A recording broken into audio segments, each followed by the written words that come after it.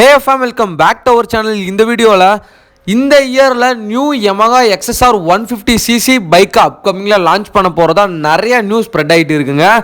இந்த நியூஸ் வந்து அஃபிஷியலான நியூஸா அப்படிங்கிறதா இந்த வீடியோவில் ஃபுல்லாக பார்க்க போகிறோம். அப்படியே இந்த நியூஸ் வந்து அஃபிஷியலாக இருந்துச்சு அப்படின்னா இந்த பைக்கோட ஸ்பெக்ஸை நான் சொல்ல போகிறேன்.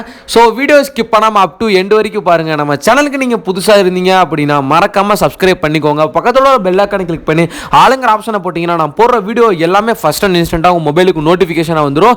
ஸோ சப்ஸ்கிரைப் பண்ணாமல் இருந்தீங்க அப்படின்னா மறக்காமல் சப்ஸ்கிரைப் பண்ணிக்கோங்க. ஸோ வாங்க வளவலன்னு பேசாமல் வீடியோக்குள்ளே போகலாம். முதல்ல வந்து இந்த நியூஸ் வந்து அஃபிஷியலான நியூஸா அப்படிங்கிறத பார்த்துடலாம். இந்த நியூஸ் வந்து அஃபிஷியலான நியூஸ் தாங்க. இந்த Yamaha new 150cc XSR bike வந்து கண்டிப்பாக லான்ச் பண்ணுவாங்க. இந்த இயர்லாம் நம்ம எக்ஸ்பெக்ட் பண்ணலாம். ஸோ இந்த பைக்கை வந்து ஒரு சில அப்டேட்ஸ் அண்ட் ஒரு சில ஃபியூச்சர்ஸ்லாம் சொல்லியிருக்காங்க. ஸோ அதை அப்படியே ஒன் பை ஒன்னாக பார்க்க ஆரம்பிக்கலாம். ஃபஸ்ட்டு நம்ம Yamaha இருந்து ஒன்று தெரிஞ்சுக்க வேண்டியது என்ன அப்படின்னா, நமக்கு தேவை பர்ஃபார்மன்ஸ் ஓரியன்டாகவும் நல்ல பைக்காக இருக்கணும், ரைடிங் கம்ஃபர்ட்டும் ஒரு நல்ல பைக்காக இருக்கணும். அப்படின்னா அந்த மாதிரி பைக்கு எந்த பைக்குமே கிடையாதுங்க Yamaha இருக்குது. Yamaha FZ version 4.2 version 3. So இந்த பைக் எல்லாமே வந்து ஒரு கம்ஃபர்டபுளாக சொல்ல, பர்ஃபார்மன்ஸ் ஓரியன்டாக சொல்லாத, பட் வந்து பவர் கம்மிங்க அந்த பைக்கை பொறுத்தளவுக்கு. பட் ஃபேமிலி கம்ஃபர்ட்டுக்கு தரமான பைக்கு, லாங் ரைடுக்கு ஒரு தரமான பைக்கு. பட் வந்து இனிஷியல் பிக்கப் கொஞ்சம் அந்த பைக்கில் இருக்காது. ஏன்னா பவர் வந்து ரொம்பவே கம்மி பண்ணியிருக்காங்க அந்த Yamaha FZல.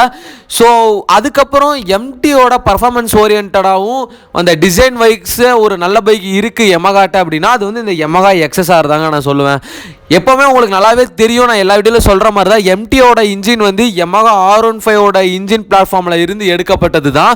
ஸோ அதே தாங்க Yamaha R15ஓட இன்ஜின் பிளாட்ஃபார்மில் இருந்து எடுக்கப்பட்டது தான் இந்த Yamaha XSR 150cc தாங்க. நெக்ஸ்ட் இந்த பைக்கோட ப்ரைஸ் வந்து பார்த்துடலாம். இப்போ வரைக்கும் அவங்க அப்ராக்சிமேட்டாக சொல்கிற வேல்யூ என்ன அப்படின்னா 1,50,000 to 1,55,000 வரைக்கும் எக்ஸ்ஷோரூம் ப்ரைஸ் இருக்கலாம் அப்படிங்கிற மாதிரி சொல்கிறாங்க. உங்களுக்கு ஆன் ரோட் ப்ரைஸ் அப்படிங்கும்போது ஒரு 1,80,000, 85,000, 90 கூட வராது வாய்ப்புகள் இருக்குது. அதாவது ஒரு அப்ராக்சிமேட்டாக சொல்கிறேன். ஸோ இந்த அளவுக்கு ஆன் ரோட் ப்ரைஸ் வர்றதுக்கு கூட வாய்ப்புகள்லாம் இருக்குங்க. பட் வந்து இந்த பைக்கை ஒரு அண்டர் 1 lakh இல்லைனா 1,10,000 ஸோ அந்த மாதிரி லான்ச் பண்ணாங்க அப்படின்னா எல்லாருமே பார்த்தீங்கன்னா இந்த பைக்கை வாங்குவாங்க. ஒரு தரமான சேல்ஸ் பார்த்தீங்கன்னா எடுத்து கொடுக்கும். உங்கள் எல்லாத்துக்குமே நல்லாவே தெரியும், இப்போ வரைக்கும் Yamahaவில் நல்லா சேல்ஸ் போயிட்டு இருக்கிறது Yamaha FZ பைக் மட்டும்தான், அந்த FZ வெர்ஷன். ஸோ அந்த சீரீஸ் மட்டும்தான் நல்லாவே சேல்ஸ் போயிட்டு இருக்கு, இப்போ வரைக்கும் டாப்பில் வச்சுருக்காங்க. ஸோ இந்த பைக்கை அண்டர் 1 lakh இல்லைனா 1,10,000 கூட லான்ச் பண்ணாங்க அப்படின்னா கண்டிப்பாக நிறையா சேல்ஸ் போகும். கண்ணை முடிட்டு நீங்களும் வாங்கலாம். அடுத்தது இந்த பைக்கோட இன்ஜின் ஸ்பெக்கை பற்றி பார்த்துடலாங்க. 155cc single cylinder liquid cool 4 valve engine தான் இந்த பைக்கில் பயன்படுத்தியிருக்காங்க.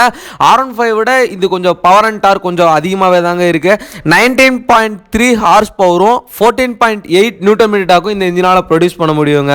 அடுத்ததான் இந்த பைக்கில் உங்களுக்கு 6 பின் மேனுவல் கியர் பாக்ஸ் கொடுத்துருக்காங்க வித் அசிஸ்டன்ட் ஸ்லிப்பர் கிளச்சோட தாங்க. உங்களுக்கு 10 liters of fuel tank capacity. Mileage அப்படின்னு கேட்டிங்கன்னா ஒரு 45 to 48 km/லிட்டர் வரைக்கும் நம்ம எதிர்பார்க்கலாம் அப்படிங்கிற மாதிரி Yamaha சொல்லியிருக்காங்க. ஸோ உங்களுக்கு இன்ஸ்ட்ருமெண்ட் கிளஸ்டர் அப்படிங்கும்போது உங்களுக்கு டிஜிட்டல் இன்ஸ்ட்ருமெண்ட் கிளஸ்டர் தான் வரப்போகுது வித் ப்ளூடூத் கனெக்டிவிட்டியோட. பேசிக்காக என்னென்ன திங்ஸ்லாம் இருக்குமோ ஸோ அது எல்லாமே இந்த பைக்லையும் கொடுத்துருக்காங்க.